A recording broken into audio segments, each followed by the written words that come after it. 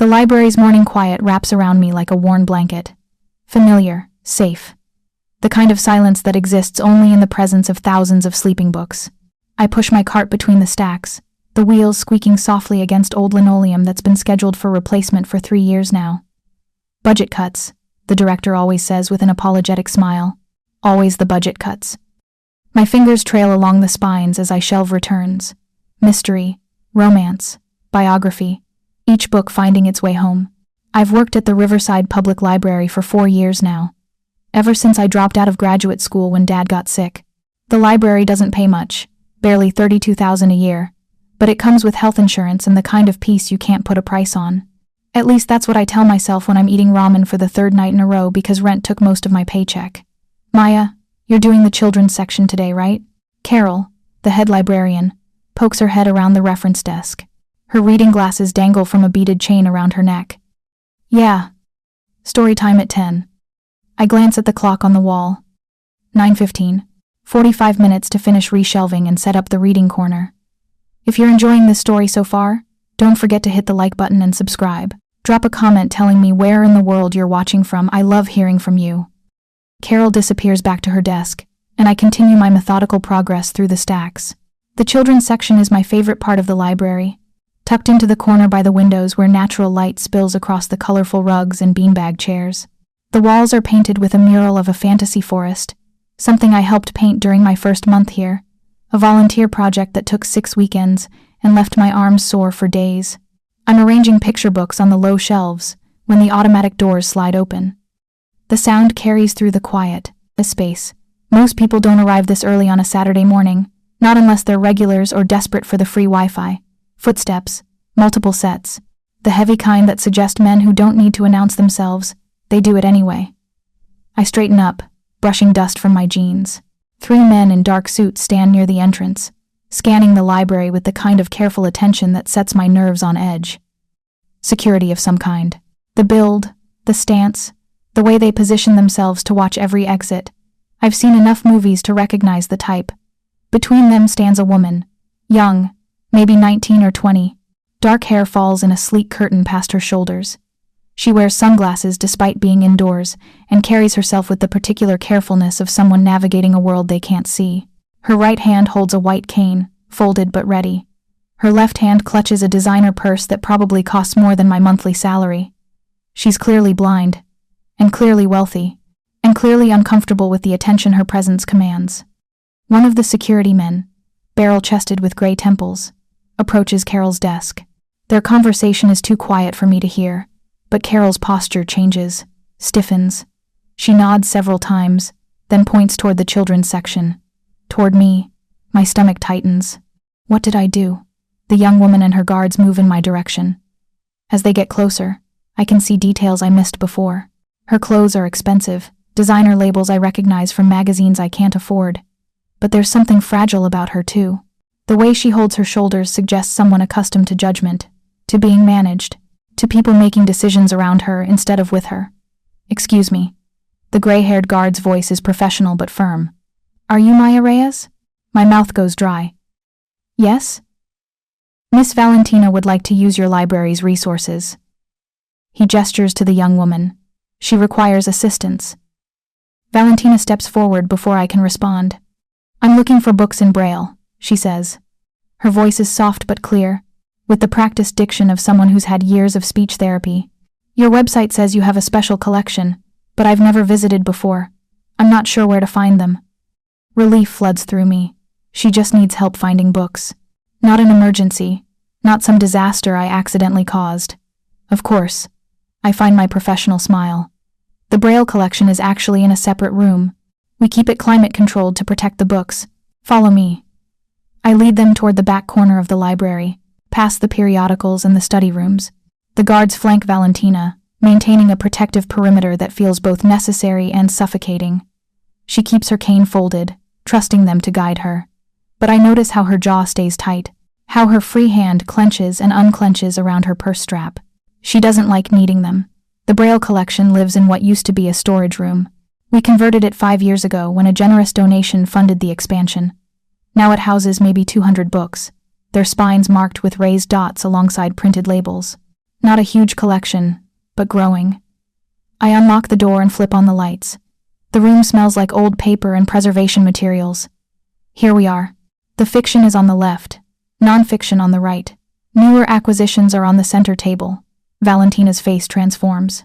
Her expression opens up, softening with something like wonder. You have all of these? It's not much compared to bigger libraries, but we're proud of it. I watch her carefully. What kind of books do you like? Everything. She laughs, the sound surprising in its unguardedness. Novels, mostly. I've read all my books at home 3 times already. My broth. She stops abruptly. My family doesn't understand why I need more when I have perfectly good audiobooks. There's a story in that. Hesitation. Something she almost said and then didn't. Audiobooks are great, I say carefully, but they're not the same as reading yourself, controlling the pace, going back to reread a favorite passage. Valentina turns toward my voice, and even through her dark glasses, I can feel the weight of her attention. Exactly. Most people don't get that. The gray-haired guard clears his throat. Miss Valentina, we should. I'd like some privacy, Marco. Her voice stays soft, but there's steel underneath. Please wait outside. Marco's jaw tightens. Your brother's instructions. I'm in a library, not a war zone. Maya will help me. Won't you, Maya? She says my name like we're already friends. Like she's testing how it sounds. Of course, I hear myself say, even though I can feel the guard's disapproval radiating like heat. Marco exchanges a glance with his companions. Some wordless communication passes between them. Finally, he nods. We'll be right outside the door. Call if you need anything. I'll be fine, Valentina assures him. Go. They file out reluctantly, leaving the door ajar. I can see Marco's silhouette through the gap, standing sentinel. Valentina's shoulders drop the moment they're gone. She takes a deep breath, like someone surfacing from underwater. They mean well, she says, as if apologizing for them. But sometimes I just want to breathe without someone hovering. I understand that feeling more than she knows. Different circumstances, maybe, but the same trapped sensation. Where would you like to start? Surprise me. She smiles, and it changes her whole face. Makes her look younger, more carefree. Show me something you love. I move to the fiction section, running my fingers along the spines until I find what I'm looking for. This one. I pull it from the shelf. Pride and Prejudice. I know, it's kind of a classic choice, but it's brilliant. Valentina finishes. I've heard the audio version, but I've never read it myself. She holds out her hands and I place the book carefully into them. Her fingers immediately find the title on the cover, tracing the Braille with practiced ease. Then she opens to the first page and begins to read aloud, softly. It is a truth universally acknowledged, that a single man in possession of a good fortune must be in want of a wife. The words hang in the air between us. She laughs again. That unguarded sound. Jane Austen was savage, right? I pull another book. Okay, if you like savage female authors, you need this one. Jane Eyre. We fall into an easy rhythm. I describe books. She runs her fingers over them, reading passages aloud. Her guards remain outside, their presence a constant weight. But inside this small room, something else happens. Something normal. 2 women talking about books, about stories and characters and the places literature can take you. Why do you work here? Valentina asks suddenly. We're sitting on the floor now, surrounded by stacks of books she wants to borrow. I mean, I'm not judging, I'm just curious. You don't sound like someone who planned to be a public librarian. The question catches me off guard. What do I sound like? She tilts her head, considering. Someone who had bigger plans but life got in the way. I shouldn't answer. I don't even know this girl. But something about her, about this moment, makes me honest. I was in grad school, literature program. My dad got diagnosed with early onset Alzheimer's. Someone needed to help with his care, and my mom couldn't do it alone. So I came home, got a job with good insurance. That was 4 years ago. I'm sorry, and she sounds like she means it. He passed last year. The words still stick in my throat. The library job was supposed to be temporary, but then Mom got sick. Different kind of sick. The expensive kind. So here I am. Valentina's hand finds mine. Squeezes once. I understand, she says quietly, feeling stuck. Before I can ask what she means, footsteps approach from the hallway. Different footsteps, heavier, more purposeful. the kind that make the air itself feel denser. Marco appears in the doorway. "Miss Valentina, your brother is here." Every soft line in Valentina's face goes sharp. Her hand releases mine. She stands, smoothing her clothes, her expression shifting into something guarded, practiced. "Already?" But she doesn't sound surprised. She sounds resigned. A man fills the doorway behind Marco. And I mean fills. He's tall, probably 6'3", with shoulders that strain the seams of his dark suit. Black hair swept back from a face that looks carved from granite. Sharp cheekbones, a strong jaw. Dark eyes that scan the room with predatory intensity. Those eyes land on me. I'm still sitting on the floor, surrounded by books, wearing yesterday's jeans and a library t-shirt with a coffee stain near the hem. My hair is in a messy bun held together by a pencil. I probably look like exactly what I am. A broke librarian having a casual morning. His stare pins me in place. There's no warmth in it, no friendliness, just assessment, calculation. The look of a man determining if I'm a threat. "Valentina." His voice is deep, controlled. "I've been calling you." My phone was on silent. She turns toward him, her cane unfolding with a metallic snap. "I was reading." Reading. He says it like she told him she was defusing bombs. His attention shifts back to me. "Who is this?" "Maya Reyes, the librarian who's been helping me." Valentina's voice gains an edge. "She's been wonderful, Dante." Dante. The name triggers something in my memory. I've heard it before, whispered in the same way people whisper about things they shouldn't discuss. Dante Valentini. Oh God. The Valentini family owns half the waterfront. Construction companies, import, export businesses, restaurants, legitimate on paper, but everyone knows the rumors, the stories, the fact that people who cross them have a habit of disappearing. I just spent an hour alone with Dante Valentini's sister. My heart hammers against my ribs. I push to my feet, trying not to look as terrified as I feel. I was just showing her our Braille collection. I can see that. His gaze drops to the books scattered around us, to his sister's pleased expression, then back to me. My sister doesn't usually trust strangers. Maya isn't a stranger anymore, Valentina says firmly. She's a friend. Something flickers in Dante's eyes, too quick to interpret. He steps fully into the room, and it seems to shrink around him. Marco and the other guards remain in the hallway, giving him space. "You like books," he says to me. Not a question, an observation. I work in a library. My voice sounds steadier than I feel. Goes with the territory. His mouth almost curves. Fair point. He moves to the table, picking up one of the books Valentina selected. Pride and Prejudice. He studies the Braille cover, then sets it down carefully. "You can read this?" "No," I shake my head. "Only Valentina can." I was just describing the books to her, and she chose the ones she wanted. "How long did that take?" "About an hour." "An hour." He says it like I just confessed to something significant. "You spent an hour helping my sister find books." That's literally my job. Most people would have pointed her to a shelf and walked away. Most people are lazy, I say before I can stop myself. This time he does smile. It's small, barely there, but it transforms his whole face, makes him look younger, less dangerous. Apparently so. Valentina steps between us, her cane tapping against the floor. "Dante, I'd like to check these out. Can we arrange that?" "Of course." He doesn't take his eyes off me.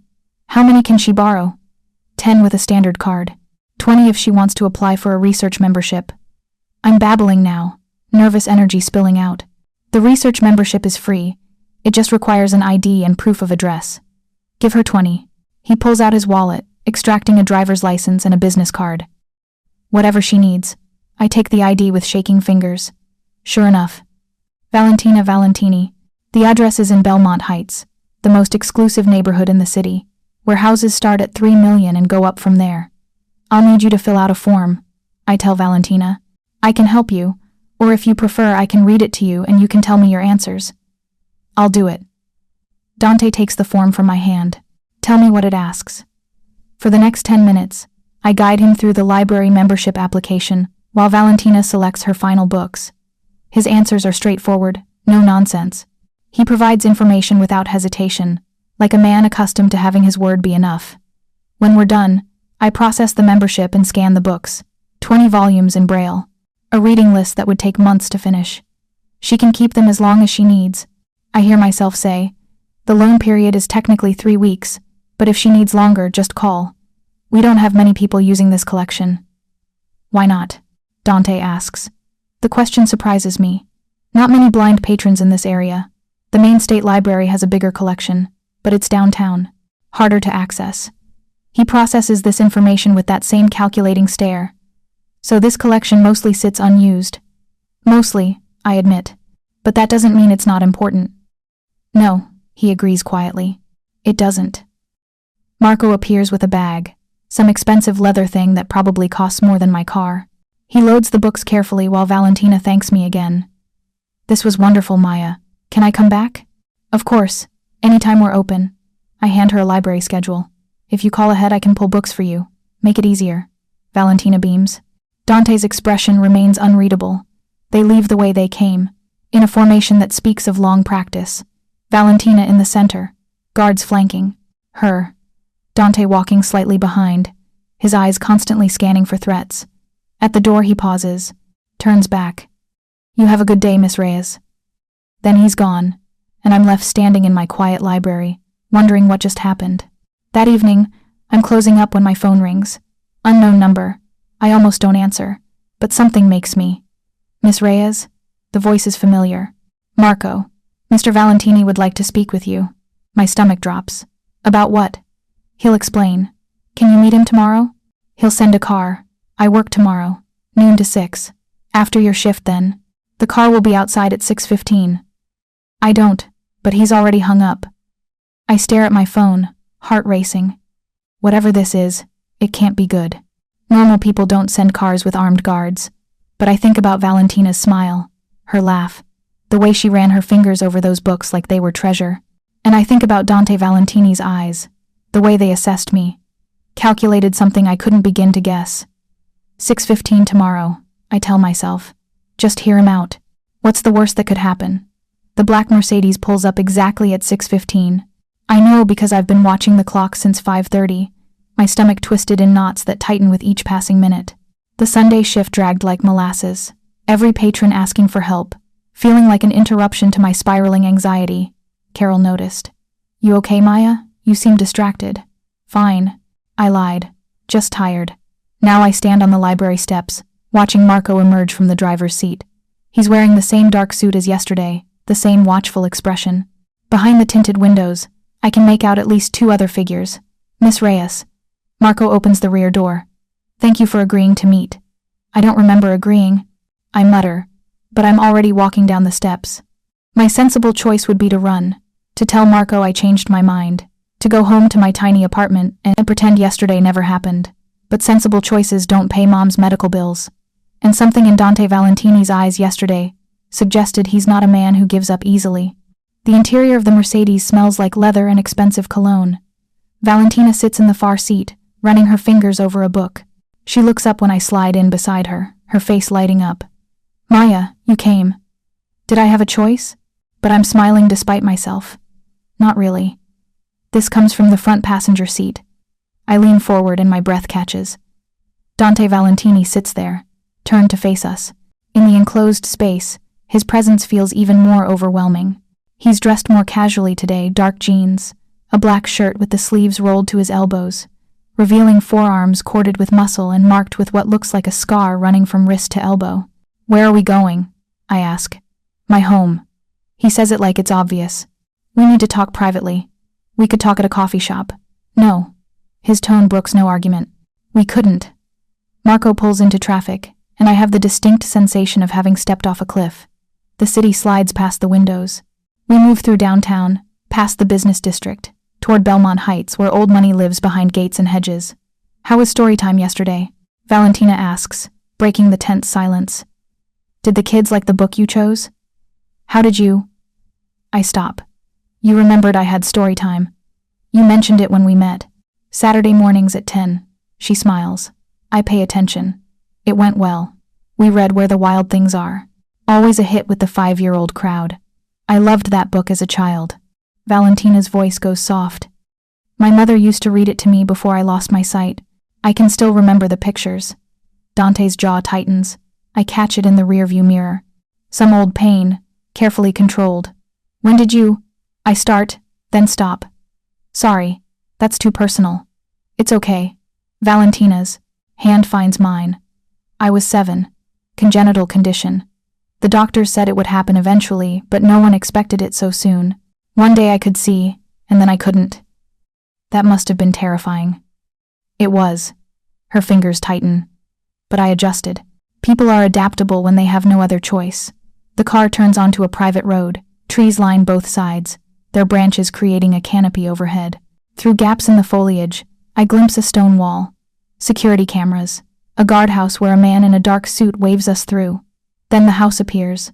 Calling it a house feels inadequate. It's an estate. 3 stories of stone and glass, stretching across perfectly manicured grounds. Fountains, gardens, a circular driveway that could fit 10 cars. It looks like something from a movie about European aristocracy. This is where you live? The words slip out before I can stop them.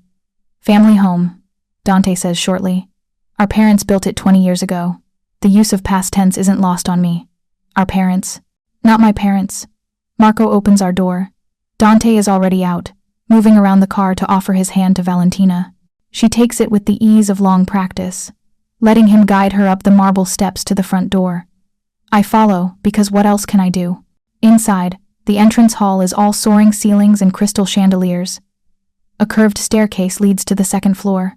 Original artwork hangs on the walls, pieces I recognize from art history classes I took a lifetime ago. A Monet, a Rothko, casually displayed like they're prints from Target. Holy shit, I breathe. Valentina giggles. That was my reaction when they explained how much the paintings cost. A woman appears from a side hallway. She's middle-aged, with kind eyes and graying hair pulled into a neat bun. Mr. Valentini, Miss Valentina, welcome home. Thank you, Rosa. Dante's voice warms slightly. This is Maya Reyes. She'll be joining us for dinner. Dinner. No one mentioned dinner. Wonderful. Rosa's smile is genuine. I'll set another place. Miss Valentina, your father called. He'd like you to call him back. Uncle Anthony can wait, Valentina says dismissively. Maya, Rosa runs the house. She's been with us forever. Since you were 8, Rosa corrects gently. Hardly forever. She disappears toward what I assume is the kitchen, leaving us in the enormous hallway. Dante gestures toward a door on the right. My study. We'll talk there. The study is somehow more intimidating than the entrance hall. Dark wood paneling, floor-to-ceiling bookshelves, a massive desk that probably cost more than a year of my salary. But it's the details that catch my attention. The books are worn, actually read. A chess set sits on a side table, a game in progress. Photos line one shelf. Valentina as a child, smiling and sighted. A couple who must be their parents. A teenage Dante with softer eyes and an easier smile. Sit. Dante gestures to a leather chair across from his desk. Valentina settles onto a sofa by the window, her book already open in her lap. I sit. My heart hammers so loudly I'm sure he can hear it.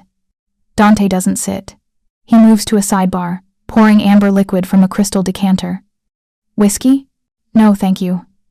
He pours himself 2 fingers, then finally settles into his chair. For a long moment, he just looks at me, assessing, calculating. You're scared, he observes. Wouldn't you be? Probably. He takes a sip of whiskey. But you came anyway. Why? Your guard didn't make it sound optional. Everything is optional, Miss Reyes. You could have refused, called the police, run away. But you're here. He leans forward. Again I ask why. I think about lying, but something tells me this man would see through any bullshit I tried to sell. Curiosity. And, I hesitate. Your sister was happy yesterday. Really happy. I haven't seen someone light up like that over books in a long time. I wanted to know why that matters to you enough to summon me here. Summon. His mouth quirks. Accurate word choice. Am I wrong? No. He sets down his glass. My sister has been through hell, Miss Reyes. More than most people endure in a lifetime. She lost her sight. She lost our parents 3 years ago in a car accident. She lost her independence, her privacy, her ability to simply exist in the world without a security detail. His voice hardens. And through all of that, I've watched her become smaller, more withdrawn, more afraid. Valentina doesn't look up from her book, but her fingers still on the Braille. Yesterday, Dante continues, I got a call from Marco telling me Valentina had dismissed her guards. that she was alone in a room with a stranger. Do you understand what that did to me? The rage I felt? My mouth goes dry. I came to that library ready to destroy you. His eyes lock onto mine. But when I walked in, I found my sister sitting on the floor, surrounded by books, laughing, actually laughing. For the first time in months, she looked like herself. And you, he pauses, you are treating her like a person, not a responsibility, not a liability, just another girl who loves to read. That's what she is, I say quietly. To you maybe. To most people, she's a complication, a burden. His jaw tightens. The daughter of a dead crime boss, the blind sister of a man they fear. There it is, the confirmation of what I suspected, what everyone in the city knows but doesn't say out loud. I don't fear you, I hear myself say. Dante's eyebrows rise. You should. Probably. I hold his gaze. But I don't. You're just a man who loves his sister. Something flickers in his eyes. Surprise, maybe. Or recognition. If you're hooked on this story, make sure to subscribe and turn on notifications so you never miss an upload. Your support means everything and helps me bring you more emotional stories like this one. My sister needs something I can't give her, Dante says after a long pause. Normalcy. Freedom.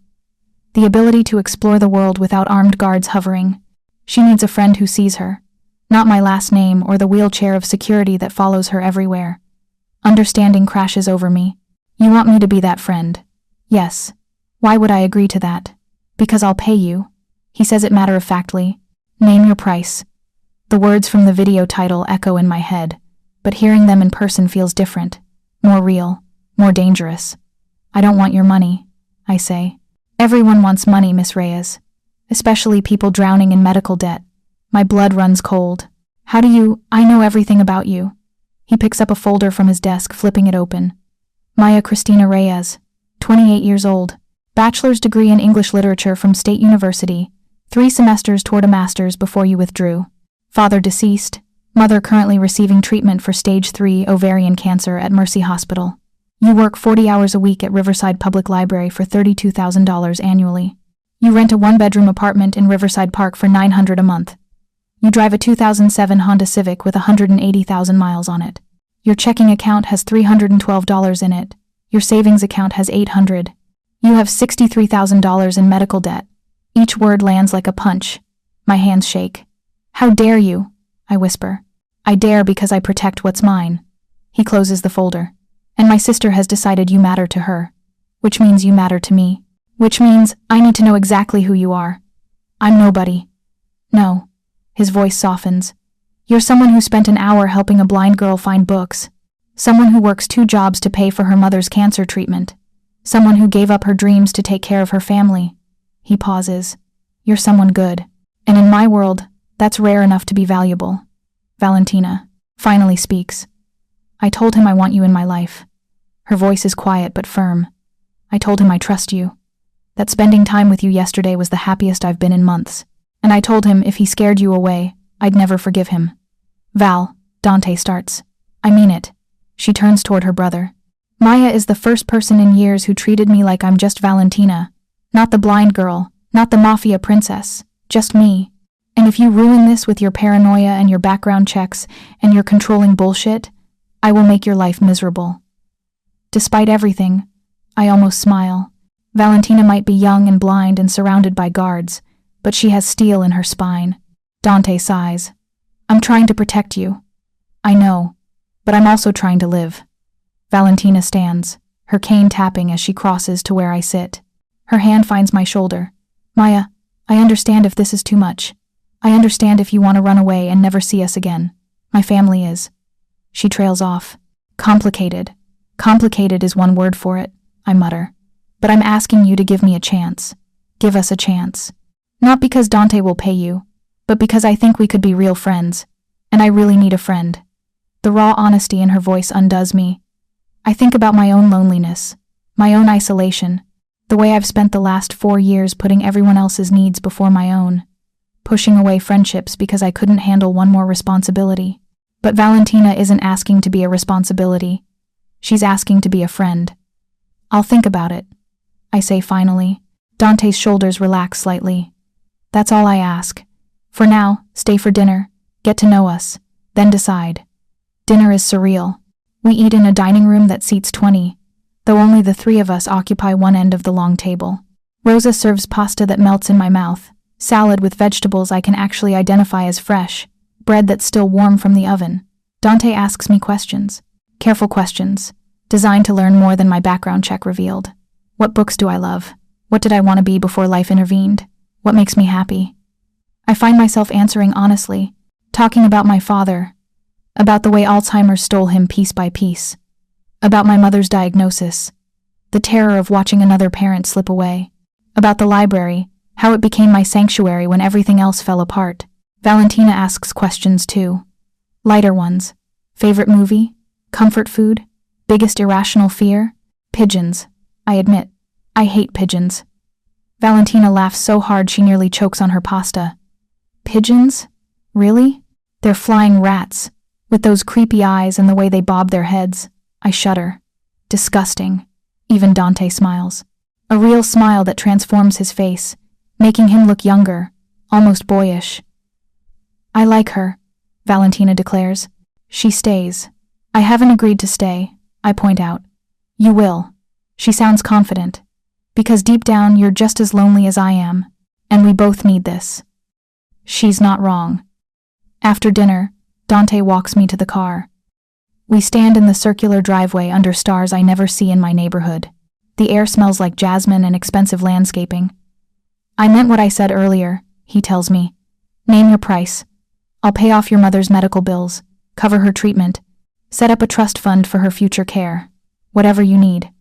And what would I owe you in return? Time with my sister, friendship, normalcy. He studies my face. Nothing sinister, Miss Reyes. I'm not asking you to do anything illegal or immoral. Just be her friend.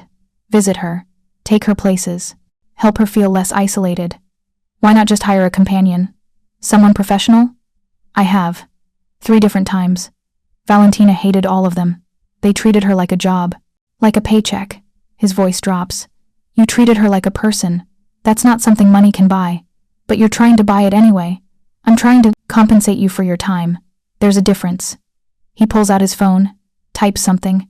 Mine buzzes in my pocket. That's my private number. Think about my offer. Talk to your mother if you need to. But I need an answer by Friday. And if I say no, then I respect your decision and we never bother you again. He holds my gaze. But I hope you say yes. For Valentina's sake.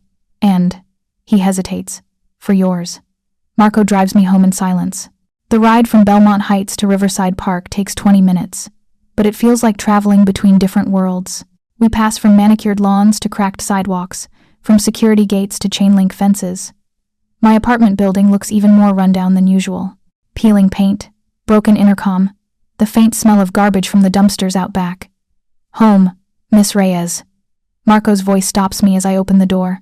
For what it's worth, Mr. Valentini is a good man. Dangerous, yes, but good. And he loves his sister more than anything in this world. Everything he does is to protect her. That's what I'm afraid of, I say quietly. Inside my apartment, I lean against the closed door and try to process the evening. The wealth. The casual way Dante discussed paying off $60,000 in debt like it was pocket change. The loneliness in Valentina's voice when she talked about needing a friend. My phone buzzes. A text from an unknown number. Thank you for coming tonight. I know it was scary, but I meant what I said. You make me happy. I hope you say yes. Valentina. Another text follows immediately after, from the same number. P.S. Dante gave me your number. I hope that's okay. If not, tell him, and he'll make sure I don't have it anymore. But I really hope you'll let me keep it. I stare at the messages, my thumb hovering over the keyboard. Every logical part of my brain screams that I should run, should block these numbers and never look back. But I think about Valentina's laugh, her joy over a simple stack of books, the way she lit up when I described stories to her. I think about my mother, about the bills that multiply faster than I can pay them, about the future where I might lose her too, drowning in debt I can never escape. And I think about Dante Valentini's eyes, the way they held mine with an intensity that felt like being seen for the first time in years. I type a response. It's okay that you have my number. Thank you for tonight. The dinner was amazing. The reply comes instantly. Does this mean you'll say yes? I stare at those words for a long time before I type back. I'm still thinking. Give me until Friday, like your brother said. Okay, but I'm hopeful. Good night, Maya. Good night, Valentina. I set my phone down and moved to the window. From here, I can see the lights of downtown. Somewhere in those towers of glass and steel, people make decisions that change lives. Buy and sell futures, build empires. And somewhere in Belmont Heights, a blind girl sits in a mansion, hoping a struggling librarian will take a chance on friendship. The next 3 days pass in a blur of doubt and temptation. I visit Mom at the hospital on Monday evening. She's having a good day, sitting up in bed, doing a crossword puzzle. But I can see the exhaustion in her eyes, the way pain hovers at the edges of her carefully maintained composure. You look stressed, baby, she says, studying me. What's wrong? I almost tell her everything. Almost spill the whole story about Valentina and Dante and the impossible offer, but something stops me. Maybe it's the knowledge that she'd tell me to refuse, that she'd rather die drowning in debt than see me tangled with people like the Valentinis. Just work stuff. I lie. Library budget cuts again. She squeezes my hand. You work too hard. When's the last time you did something for yourself? I'm fine, Mom. You're 28 years old, Maya. You should be out living your life, not watching mine end. Don't talk like that. It's the truth. Her voice stays gentle. I have maybe a year left, maybe less. And I worry every day that you're sacrificing your future for my present. You're worth it, I say fiercely. Every sacrifice, every moment. I know you believe that. She touches my cheek. But I also know you're lonely. I see it in your eyes. And I want you to promise me something. What? That when I'm gone, you'll let yourself live again. Find friends. Fall in love. Do something reckless and wonderful. She smiles. Promise me you won't spend the rest of your life hiding in that library. I can't speak around the lump in my throat. I just nod and hold her hand until the nurse comes to check her vitals. On Tuesday, Carol catches me staring into space during my shift. Okay, spill, she says, cornering me in the break room. What's going on with you? Nothing. Maya, I've known you for 4 years. You're the most reliable, focused person I've ever met. But for the last 3 days, you've been somewhere else entirely. She crosses her arms. So either tell me what's wrong, or I'm going to assume you're job hunting and panic about losing you. I laugh despite myself. I'm not job hunting. Then what? The whole story spills out. Valentina, the library visit, Dante's offer, the impossible decision weighing on me. Carol listens without interrupting. When I finish, she's quiet for a long moment. That's a lot, she finally says. I know. And you're tempted, wouldn't you be? He's offering to pay off all my mother's bills, to take care of her treatment. All I have to do is be friends with his sister. All you have to do, Carol repeats slowly, is tie yourself to one of the most dangerous families in the city. Maya, you know who these people are, what they do. I know. Do you? She leans forward. The Valentinis aren't just wealthy. They're connected to every major crime syndicate on the East Coast. Drug trafficking, money laundering, contract killings. You get involved with them, even peripherally, and you're putting yourself at risk. I'm already at risk, I counter. I'm at risk of losing my mother because I can't afford to keep her alive. I'm at risk of spending the rest of my life drowning in debt I'll never escape. At least this way, I'd be helping someone while getting help myself. And what happens when you want out? When this friendship with Valentina becomes too complicated or dangerous? Do you really think Dante Valentini will just let you walk away? I don't have an answer for that. Carol sighs. I'm not saying don't do it. I'm saying be careful. Go in with your eyes open. Understand what you're agreeing to. I'm trying to. Are you? She studies me. Or are you so desperate for a solution that you're not seeing the real cost? Wednesday night, I dream about my father. We're in his study before the Alzheimer's took him. He's reading in his favorite chair, glasses perched on his nose. I'm curled up on the sofa with my own book, the companionable silence we always shared. Maya, he says without looking up, are you being careful? With what? With your choices. With your heart. Now he looks at me, and his eyes are clear in that way they never were at the end. Sometimes the things that save us are the things that trap us. You have to decide which is which. How do I know? You listen to what you need, not just what you want. He closes his book. And you remember that some debts can't be measured in money. I wake up with tears on my cheeks, his voice still echoing in my head. Thursday, I text Valentina. Can we meet? Just the two of us? Her response comes within minutes. Yes. When? Tomorrow afternoon? I have the day off. I'll have Marco pick you up at noon. Is that okay? Okay. That night, I barely sleep. Friday morning arrives too quickly. I dress carefully in my best jeans and a nice blouse. Attempt to do something with my hair beyond the usual messy bun. Apply actual makeup for the first time in months. When I look in the mirror, I barely recognize myself. I look less tired, more alive, like someone who might fit in the world of people like the Valentinis. The thought terrifies me. Marco arrives exactly at noon. This time, when I slide into the Mercedes, Valentina is the only passenger. No Dante. No other guards visible, though I'm sure they're following at a discreet distance. Maya! Valentina reaches for me, her face bright with excitement. I'm so glad you wanted to meet. Dante's been impossible all week, demanding to know what my answer would be. I told him to be patient. Where are we going? You'll see. She grins, mysterious. I planned something special. We drive downtown, past the business district, into an area I recognize. The Arts Quarter, where galleries and theaters cluster around tree-lined streets. Marco stops in front of a building I've passed 100 times but never entered. The Sterling Museum, one of the best private art museums in the country. The kind of place where admission costs $40 and tourists flock on weekends. The museum? I ask as Marco opens our door. Not just any museum. Valentina takes my arm. A private tour. For us. How did you? Dante made a very generous donation. She sounds amused. He can be useful sometimes. The director herself greets us at the entrance. A thin woman in her 50s with sharp eyes and an elegant black dress. Miss Valentini, welcome. We're honored to host you. Thank you, Dr. Chen. This is my friend Maya Reyes. The way Valentina says friend makes something warm bloom in my chest. Doctor. Chen leads us through galleries empty of other visitors. At first, I don't understand the point. Valentina can't see the art. But then we reach the sculpture gallery, and everything clicks. This is a tactile tour, Doctor, Chen explains. Normally, we don't allow visitors to touch the artwork, but for Miss Valentini, we've made special arrangements. For the next 2 hours, Valentina runs her hands over sculptures while I describe them. Bronze figures, marble busts, abstract shapes in steel and stone. I talk about the way light plays across surfaces, the expressions captured in frozen faces, the emotions the artist was trying to convey. Valentina glows with joy. Her fingers trace curves and angles, building a mental picture from my words and her own exploration. She asks questions, intelligent, insightful questions that make Dr. Chen look at her with new respect. You have an excellent eye, Doctor, Chen says, then catches herself. I know what you mean. Valentina smiles. Thank you. In the modern art section, we find a piece that makes us both laugh.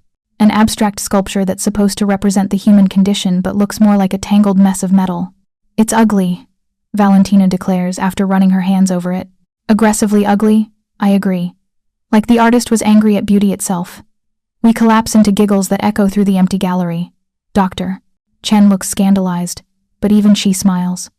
After the tour, Dr. Chen leaves us alone in a small cafe overlooking the museum's sculpture garden. Marco and another guard position themselves at a discreet distance. That was amazing, I say.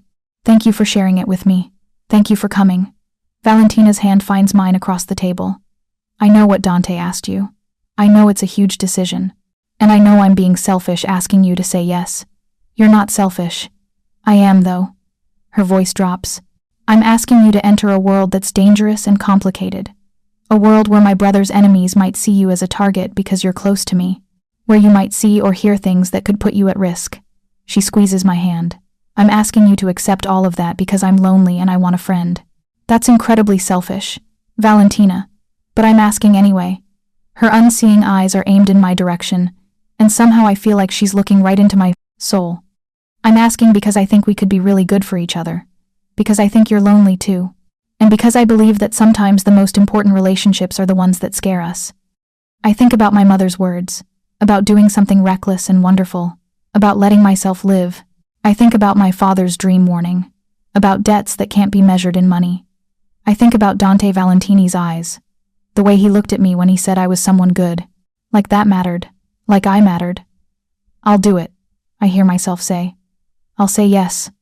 Valentina's face transforms.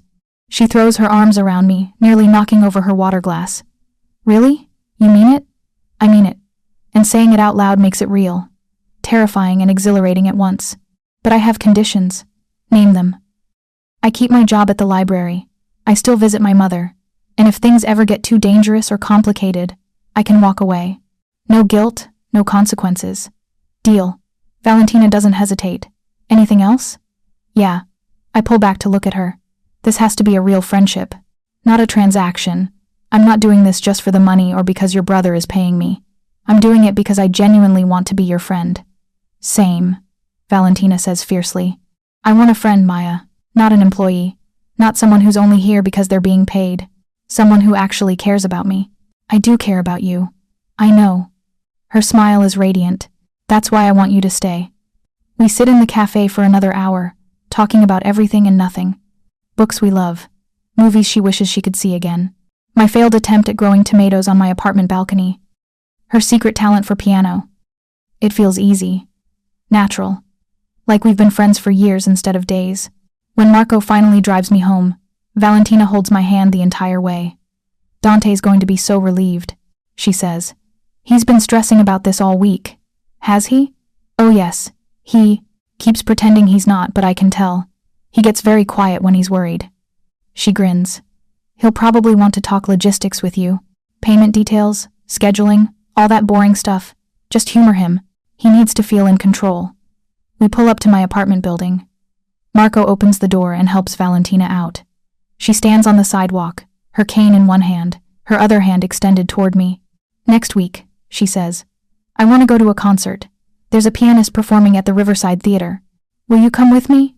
I'd love to. Good. She hugs me again, quick and fierce.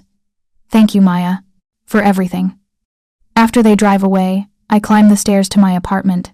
Inside, I find an envelope that's been slipped under my door. I open it with shaking hands. Inside is a check, made out to me, for $63,000. A note in elegant handwriting accompanies it. Miss Reyes, consider this a signing bonus. The debt is yours to handle as you see fit. My accountant will contact you Monday to discuss your compensation arrangement going forward.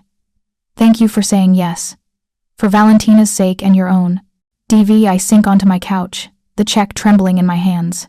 $63,000, the entire crushing weight of my medical debt, eliminated with a single piece of paper. My phone buzzes. A text from a number I now have saved. Marco said you said yes. Thank you. You've given my sister something I couldn't hope. I won't forget that. Dante, I stare at the message for a long time before responding. I did it for her, not for you. His reply comes immediately. I know. That's why I trust you. I set my phone down and look around my tiny apartment, at the water stain on the ceiling I've been meaning to report, at the thrift store furniture and the bare walls, at the evidence of a life lived in survival mode. Tomorrow, I'll deposit this check, pay off my mother's bills, give her the treatment she deserves without the crushing anxiety of impossible debt. Tomorrow, everything changes. But tonight, I sit in my small apartment and wonder if I've just made the best decision of my life, or the most dangerous one. 3 months change everything. I deposit the check, watch $63,000 in debt disappear like it never existed. Mom cries when I tell her the treatment can continue without compromise. I don't mention where the money came from. Some truths are better left unspoken. The library becomes my anchor to normalcy. Carol watches me with worried eyes but says nothing. I work my shifts, shelve my books, run my story times. But now, 3 evenings a week, Marco picks me up in the Mercedes. Valentina and I become inseparable. We attend concerts, visit museums, take long walks through botanical gardens where I describe flowers, and she identifies them by scent alone. She teaches me Italian Sign Language. I teach her how to navigate the city subway system, much to Dante's horror. You took her on public transit? His voice could freeze blood. Without telling me? She's not made of glass, I shoot back.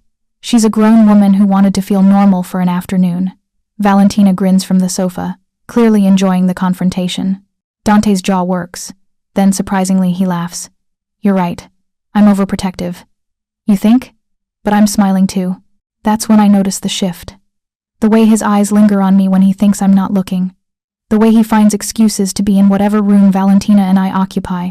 The way his hand brushes mine when he passes me a drink at dinner, the touch lasting a heartbeat too long. I tell myself I'm imagining it. Men like Dante Valentini don't look at women like me. Not really. But then comes the night everything changes. We have a problem. Dante's voice is ice as he strides into the library where Valentina and I are reading. His face is stone, but his eyes burn with barely controlled fury. What happened?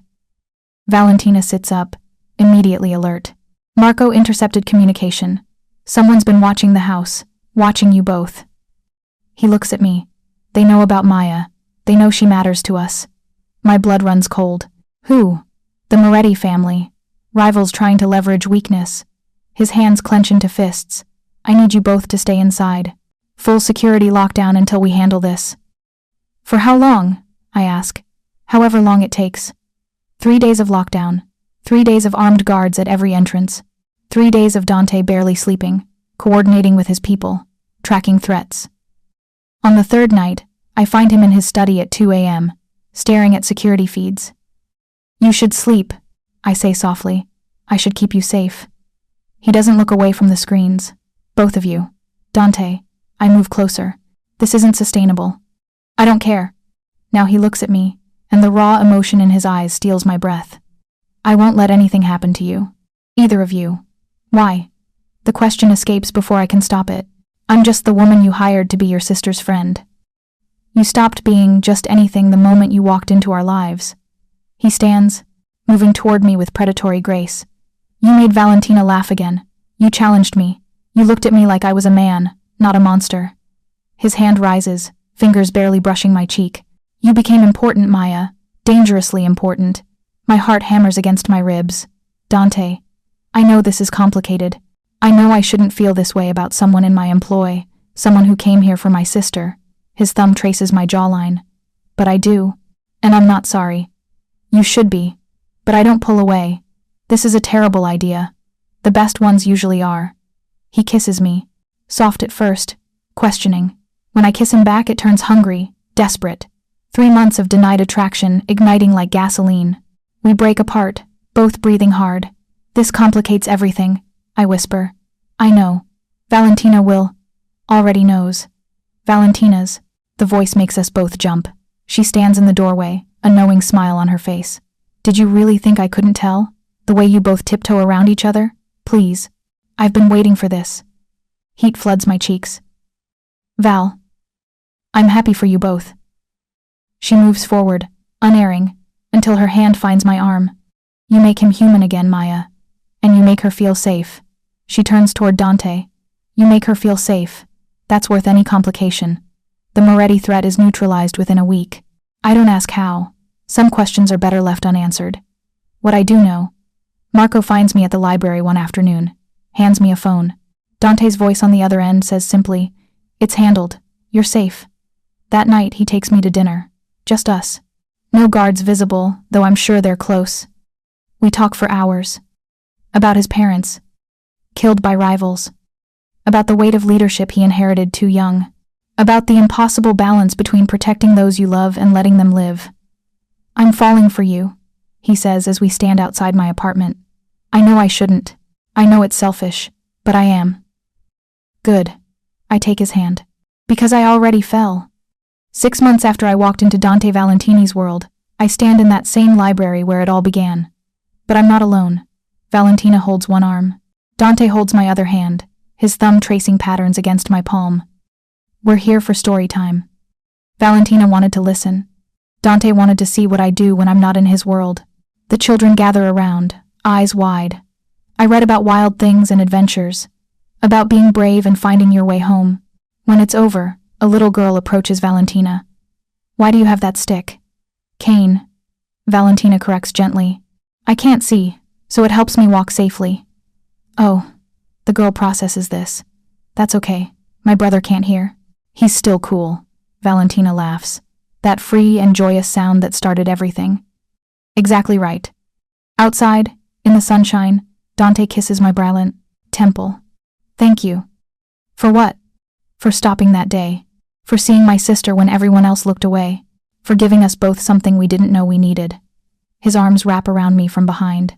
For choosing us despite everything. I lean into him, watching Valentina chat with Marco about the story, watching my two worlds blend seamlessly. I didn't choose despite everything, I say quietly.